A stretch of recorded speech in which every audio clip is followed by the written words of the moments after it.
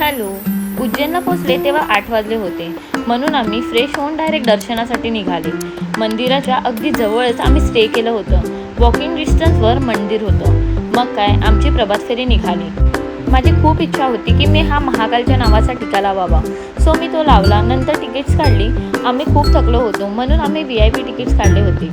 VIP लाईनमध्ये पण थोडी गर्दी होती. जशी जशी लाईन पुढे जात होती तसे तसे माझे हार्टबीट फास्ट होत होते, कारण मी इथे फर्स्ट टाईमच आली होती. आणि जेव्हा त्या दरबारात पोहोचली तेव्हाची फिलिंग मी वर्डमध्ये तुम्हाला एक्सप्लेन नाही करू शकत. पण एक खंत होती की मला त्यांचा शृंगार रूप नाही पाहायला मिळाला. दर्शन घेऊन बाहेर आले तर तारक मेहता का उलटा चष्मा मधला अय्यर इथे आला होता. लोक देवाचं दर्शन सोडून त्यालाच बघण्यासाठी गर्दी करत होते. आम्हाला तर खूप भूक लागली होती, म्हणून आम्ही गेलो प्रसादालयामध्ये.